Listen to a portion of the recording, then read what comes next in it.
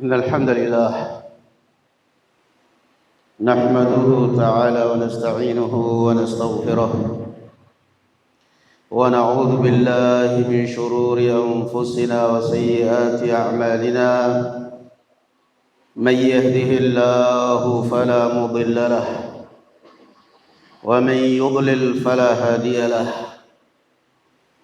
أشهد أن لا إله إلا الله وحده لا شريك له وأشهد أن محمدًا عبده ورسوله سيد الأولين والآخرين جاء بالهدى ودين الحق أدى الأمانة وبلغ الرسالة وجاهد في الله حق جهاده ولن يقبضه حتى أتم الله به دينه وعلى آله وأصحابه الأتقياء ومن تبع هداهم بإحسان إلى يوم الدين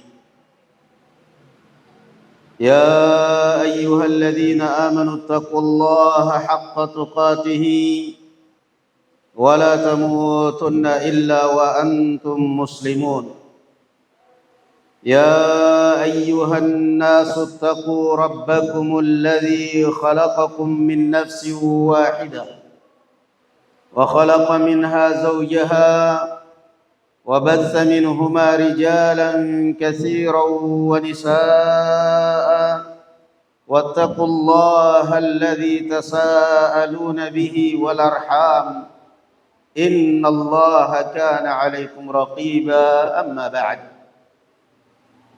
معاشر المسlimin ibadallah. Puji dan syukur kita panjatkan kehadirat Allah Subhanahu wa taala. Salawat serta salam semoga tetap tercurahkan kepada Nabi kita Muhammad sallallahu alaihi wa ala alihi wasallam, pada keluarga beliau dan para sahabatnya serta para pengikutnya ila yaumiddin. Ma'asyiral muslimin jamaah Jumat rahimani Allah wa iyyakum. Di dalam setiap kondisi, di dalam setiap keadaan, terutama keadaan-keadaan genting, terutama keadaan-keadaan darurat dan musibah, orang semua menjerit meminta dan memohon pertolongan. Dan ketika tidak ada lagi yang bisa dimintai pertolongan, semuanya tidak memungkinkan bisa menolong, orang hanya bisa bertakbir Allahu Akbar, bahwasanya Engkau ya Allah yang maha besar mampu menolong saya.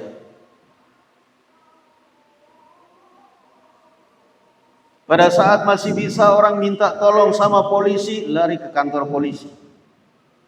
Pada saat orang masih bisa minta kepada massa, lari ke tempat yang ada keramaian. Pada saat orang masih bisa minta kepada teman, telepon teman. Pada saat orang masih bisa minta tolong kepada dokter, telepon atau ke tempat dokter. Namun tatkala orang sudah tidak ada siapa-siapa lagi yang bisa dimintai tolong, maka satu-satunya yang dipanggil adalah Allah Subhanahu wa taala. Karena tahu bahwasanya hanya Allah yang maha dekat. Karena tahu bahwa hanya Allah yang maha mampu atas segalanya. Allah Azza wa Jalla mengatakan di dalam Al-Qur'anul Karim, "Ala inna nasrallahi qarib." Ketahuilah bahwa pertolongan Allah Subhanahu wa taala sangat dekat. Sangat dekat, namun kita harus pahami bahwa yang namanya pertolongan akan datang dengan beberapa syarat atau beberapa ritual yang harus kita lakukan kepada sang pemberi pertolongan. Yang pertama sekali barakallahu fikum adalah kita mendekatkan diri kepada zat yang memberikan pertolongan.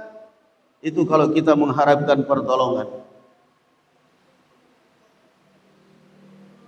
Bagaimana mungkin kita meminta tolong kepada orang sementara selama ini kita jauh dari dia? Yang ada adalah orang akan menertawai kita. Di saat butuh kamu telepon saya. Di saat kejepit kamu telepon saya.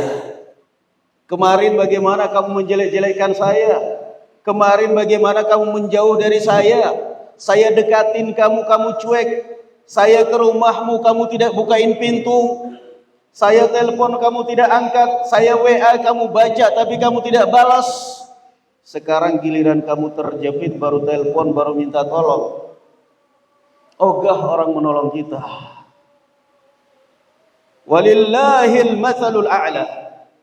Maka syarat yang pertama barakallahu fikum atau ritual yang pertama untuk bisa datangnya pertolongan Allah Azza wa Jalla adalah dekatkan dirimu dengan Allah Subhanahu wa taala.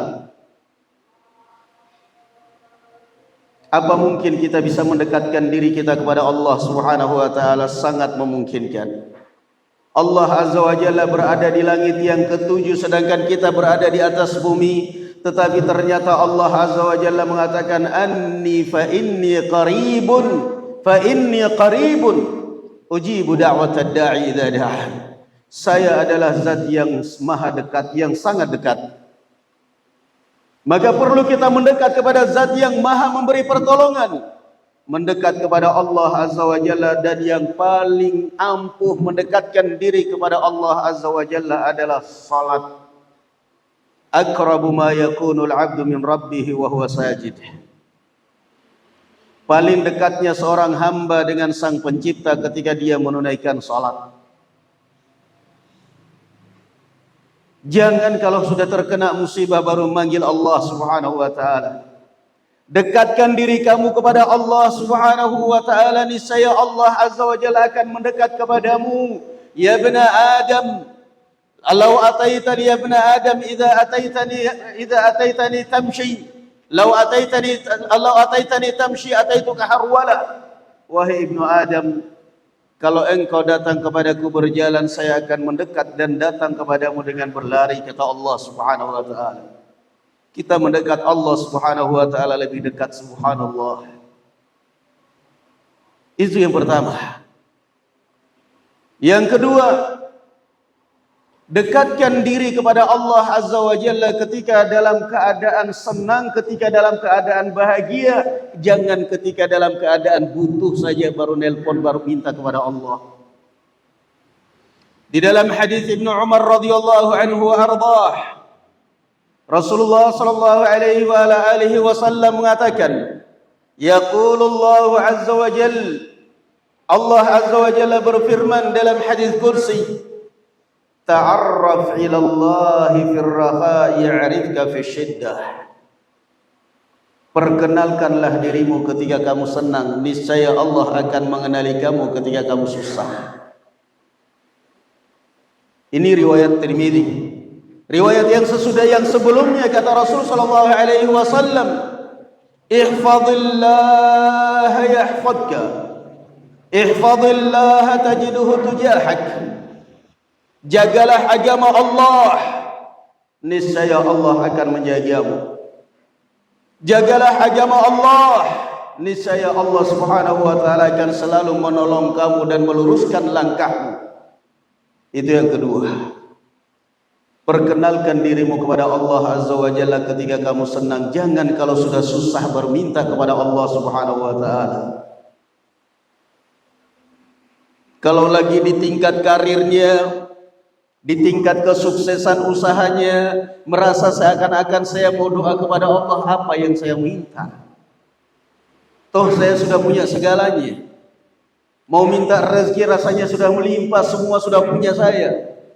Mau minta apa saya ini kepada Allah Subhanahu wa taala? Anda gak sadar bahwa apa yang Anda miliki itu adalah pinjaman dari Allah Subhanahu wa taala. Di antara doa Rasulullah sallallahu alaihi wasallam yang selalu dipanjatkan dan selalu dimohonkan kepada Allah Azza wa Jalla, Beliau memohon kepada Allah Azza wa Jalla, Allahumma inni a'udzubika min zawali ni'matik.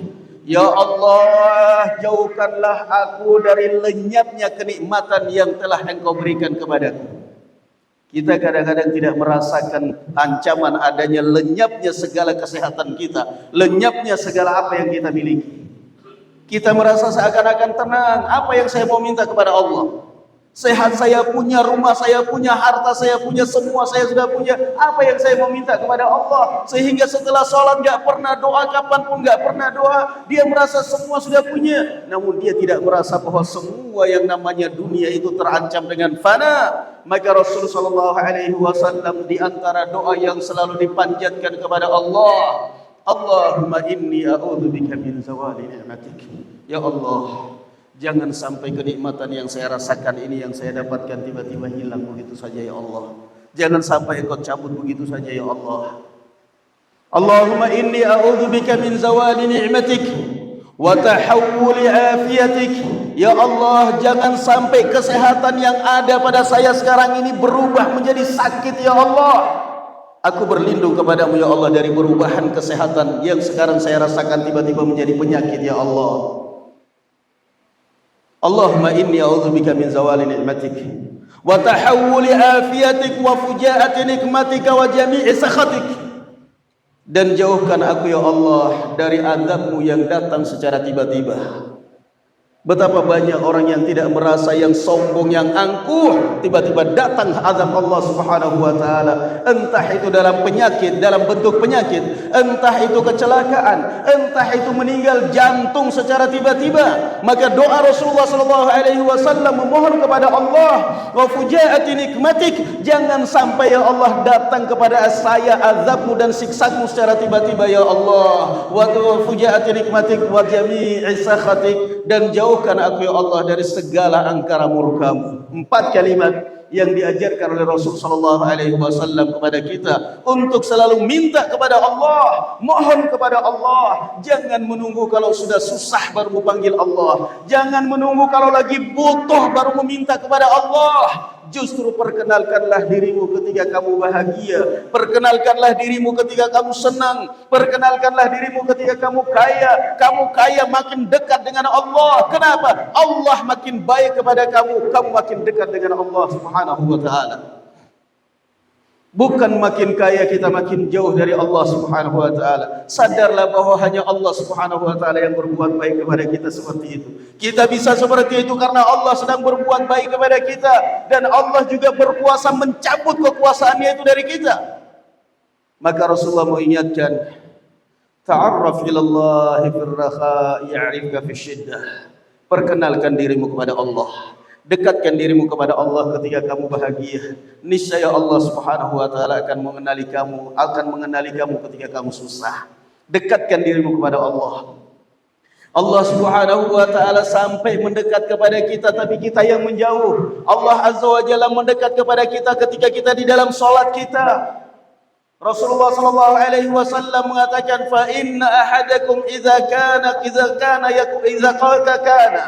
musalliyan, jika kalian sedang berdiri menunaikan salat, fa inna wajhahu biwajhi rabbih, karena sungguhnya dia sedang menghadap kepada wajah Allah. Coba lihat, Allah Azza wa Jalla mendekat kepada kita. Mendekat kepada kita pada saat kita salat. Allah Azza wa Jalla mendekat pada saat sepertiga malam terakhir. Namun kitalah yang menjauh selalu dari Allah Subhanahu wa taala. Seakan kita tidak butuh kepada Allah. Pernahkah kita menangis di dalam doa kita? Pernahkah kita menangis di dalam salat malam kita? Pernahkah kita menangis antara azan dan qomat karena menangisi dosa-dosa kita kepada Allah Subhanahu wa taala? Ta'arraf ila Allah fi ar-raha'i ya'rifka fi syiddah. Pertolongan Allah Subhanahu wa taala adalah yang pertama, kita perlu mendekatkan diri kepadanya supaya pertolongan itu datang. Yang kedua, perlu kita mendekatkan diri, memanggil Allah Subhanahu wa taala dalam keadaan kita sedang bahagia, kita sedang kaya, kita sedang menjabat. Jangan nunggu kalau sudah terkena musibah baru memanggil Allah Subhanahu wa taala. Yang ketiga, pertolongan Allah Subhanahu wa taala perlu ujian terlebih dahulu sehingga terlihat kesabaran kita. Perlu ujian sehingga terlihat kesabaran kita. Ujian itu kadang-kadang dalam bentuk mulut orang-orang yang nyinyir pada kita. Wa ja'alna ba'dakum li ba'din fitnatan atasbiruna wa kana rabbuka basira. Dan kami jadikan kalian satu sama yang lain adalah fitnah, saling menfitnah, saling menjatuhkan. Namun di situ akan terlihat nanti siapa yang sabar. Ujian itu bisa jadi dalam bentuk ekonomi. Ujian itu bisa jadi dalam bentuk dikucilkan orang, digunjingkan orang. Namun yakinlah bahwasanya di balik kesabaran kamu di atas musibah-musibah itu semua, sebentar lagi Allah Azza wa Jalla akan mengangkat derajat kamu. Di dalam surat Al-Baqarah ayat 219 atau 129, Allah Azza wa Jalla mengatakan, "Am hasibtum an tadkhulul jannah?" Apakah kalian mengira kalian segampang itu akan dimasukkan surga oleh Allah Subhanahu wa taala? Perhatikan ayat ini. Apakah kamu membayangkan segampang itu kamu masuk surga? Dengan kamu sholat sudah masuk surga begitu? Am hasibtum an tadkhulul jannah? Apa kamu mengira dengan ibadah yang kamu kerjakan segampang itu kamu melenggang ke surga? Walamma ya'tikum mathalul ladzina khalau min qablikum. Sedangkan kalian belum pernah mengalami apa yang telah dialami oleh umat-umat sebelum kalian. Massatuhumul ba'sa'u wad-dharra'u wa zulzilu. 3. Massatuhumul ba'sa'. Mereka ditimpakan, diuji oleh Allah Azza wa Jalla. Al-ba'sa' kata Ibnu Mas'ud radhiyallahu anhu ya'ni al-faqr. Wad-dharra kata Ibnu Mas'ud radhiyallahu anhu ya'ni al-musibah, was-saqam yakni berbagai macam musibah dan berbagai macam penyakit, wazulzilu dan mereka digoncang oleh musuh-musuh mereka dan mereka diancam oleh musuh-musuh mereka. Mereka kemudian pasang mental, pasang badan, jangan pernah ngelamun. Kata Allah Azza wa Jalla, am hasibtum an tadkhulul jannah? Kamu kira melenggang ke dalam surga itu segampang itu? Kamu ada ujian sedikit aja langsung minggir dari Allah Subhanahu wa taala, baru difitnah sedikit aja sudah dendam, baru ada telitikan sedikit aja yang menyakitkan langsung nggak bisa masuk masjid. Enggak, jangan segampang itu. Baru dipotong gaji sedikit aja langsung ngambek, baru dikurangi sedikit aja langsung ngambek, nggak sholat. Kata Allah Azza wa Jalla, am hasibtum an tadkhulul jannah? Kamu jangan pernah membayangkan segampang itu kamu melenggang ke surga. Saya sudah sholat berarti surga udah jalan. Segampang itu kamu bayangkan? Am hasibtum an tadkhulul jannah walamma ya'tikum mathalul ladzina khalau min qablikum. Ujian itulah yang akan menguji mental kamu. Ujian itulah yang akan menguji iman kamu. Kamu lulus ujian atau tidak itu pada saat kamu diuji oleh Allah Subhanahu wa taala. Ujian itu kata Allah Azza wa Jalla seperti yang pernah menimpa umat terdahulu, massatuhumul ba'sa, dalam bentuk kefakiran, kemiskinan. Mereka berjuang melawan kefakiran. Abu Hurairah radhiyallahu anhu sampai pingsan di Masjid Nabawi hanya karena menuntut ilmu, namun dia tidak pernah bergoyang imannya sama sekali. Betapa banyak saudara-saudara kita kaum muslimin yang hanya diiming-imingin dengan 5 kilo beras, 2 dos Indomie, dijual agamanya, dijual surganya dengan harga neraka jahanam. Wal'iyadu billah. Betapa bodohnya manusia seperti ini. Massatuhumul ba'sa wad-dharra. Yang kedua adalah berbagai macam penyakit. Nabi Ayyub alaihi salatu wassalam sakit. Nabi kita Muhammad sallallahu alaihi wasallam sakit. Nabi Ibrahim sakit dan banyak contoh. Sementara kita kadang sakit baru sedikit, berbaring di rumah sakit saja sudah nggak sholat. Impus di tangan aja sudah nggak sholat. Sudah gitu bayangannya masuk surga. Doakan biar saya masuk surga. Nggak pernah sholat bayangannya minta didoakan masuk surga. Inna lillahi wa inna ilaihi raji'un. Yang ketiga, wazulzilu. Dan mereka digoncang dengan rasa takut. Mereka diancam dengan lawan-lawan mereka. Mereka terancam namun mereka hadapi rintangan dan tantangan itu dengan iman. Wazulzilu hatta yaqula ar-rasul walladzina amanu ma'ahu mata nasrullah. Sampai karena dahsyatnya ujian dari Allah, orang yang beriman bahkan Rasul, mereka mengatakan, kapan ini datangnya pertolongan Allah? Pernahkah kita mengalami hal yang seperti itu? Belum pernah. Yang ada kita ini mentalnya terlalu cengeng. Baru ada ujian dikit aja, kadang-kadang nggak punya saldo aja, nggak punya duit aja sudah jauh dari masjid.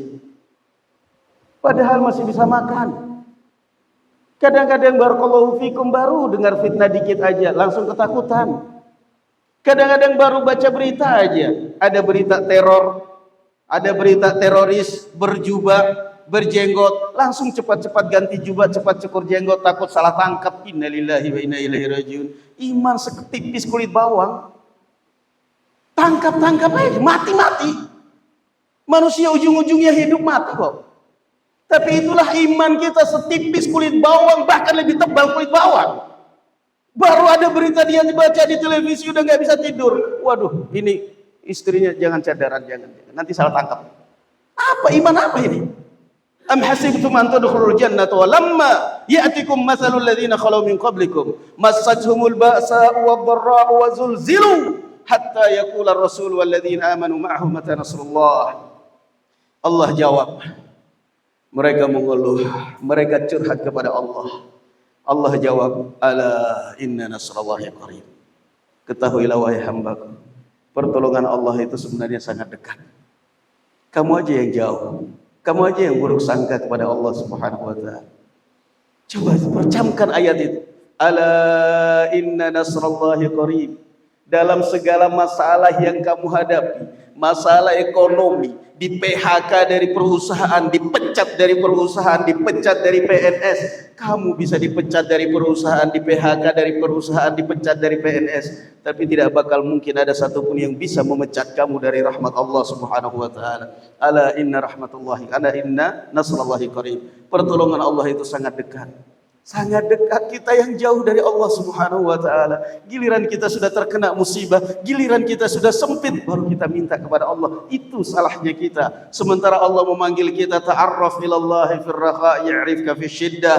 Kenalkan dirimu kepada Allah ketika kamu senang, niscaya Allah akan mengenalimu pada saat kamu susah. Wallahu a'lam bissawab. Alhamdulillah.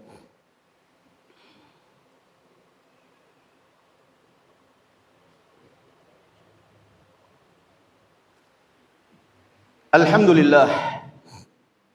Wa sallallahu ala nabiyyina Muhammad. Juga di antara yang harus difahami, pertolongan Allah Azza wa Jalla akan datang ketika hati kita murni hanya tergantung kepada Allah Azza wa Jalla. Lihat betapa banyak pengusaha-pengusaha, pejabat-pejabat, importir, eksportir, bandar-bandar yang merasa aman dengan usahanya. Kenapa? Dia punya backing orang depan, orang istana. Dia punya kenalan jenderal. Ujung-ujungnya apa? Ujung-ujungnya dijadikan tumbal. Ujung-ujungnya dijadikan tumbal. Dia yang dituduh korupsi, dia yang dituduh penyalahgunaan uang, pencucian uang. Sementara jenderal backing dia yang nyuruh dia, yang ini dia aman. Itulah akibatnya bergantung pada manusia. Lupa kita bahwasanya ada Allah Subhanahu wa ta'ala di atas jenderal. Lupa bahwasanya ada Allah Azza wa Jalla di atas presiden. Banyak yang seperti itu. Merasa aman, merasa nyaman. Kenapa? Saya punya nomor telepon orang atasan semua, ada apa-apa tinggal minta. Sampai kapan? Masa jabatan sampai kapan? Orang menjabat sampai kapan?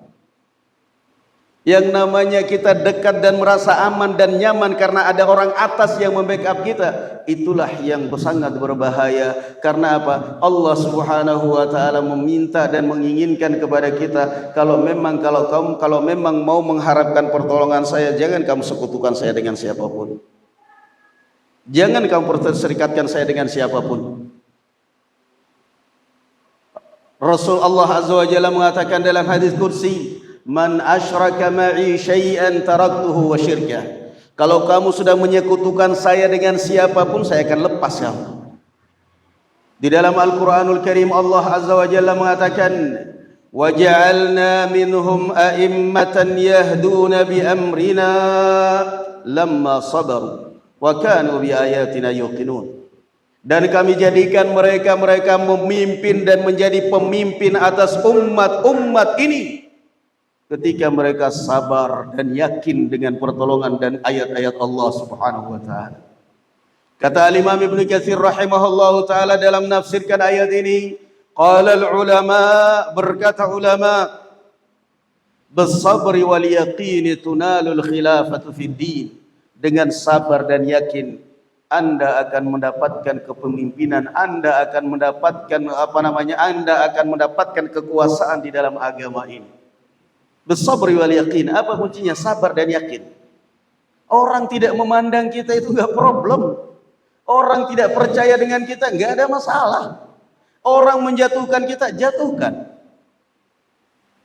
Orang mencibir kita, cibir aja. Orang menyindir kita, tidak percaya kepada kita, silakan. Saya enggak butuh kepercayaan Anda. Toh saya juga enggak bakal bisa berbuat. Toh kalian juga enggak bisa apa-apa ketika ada masalah yang saya hadapi. Itu logikanya. Kalian tidak percaya kepada saya. Memangnya kalian bisa memberikan apa ketika saya ada masalah? Yang bisa memberikan segalanya adalah Allah Subhanahu wa taala. Bukan berarti ketika orang enggak percaya kepada kita kemudian kita percaya bahwa kita mendekatkan diri kepada manusia. Dekatkan diri kita kepada Allah Subhanahu wa taala. Memohon kepada Allah Azza wa Jal, selalu dekat dengan Allah Subhanahu wa taala, niscaya hatimu akan tenang. Kenapa? Backing saya adalah di atas segala-galanya. Backing perusahaan saya adalah Allah Subhanahu wa taala. Kenapa? Keamanan saya adalah Allah Subhanahu wa taala. Tenang hati. Kita mendekatkan diri kepada Allah, akan selalu hati kita ini tenang rasanya, adem rasanya, karena Allah Subhanahu wa taala tidak meminta apapun dari kita melainkan dekat kepadanya.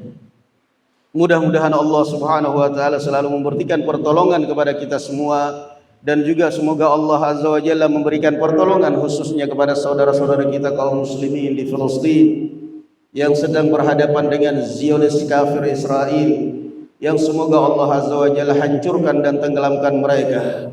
Dan semoga Allah Azza wa Jalla memberikan pertolongan kepada saudara-saudara kita kaum muslimin di Palestina, ataupun semoga Allah memberikan menerima arwah mereka yang meninggal sebagai syuhada, dan memberikan kesembuhan kepada yang terluka, dan juga melindungi mereka yang sehat.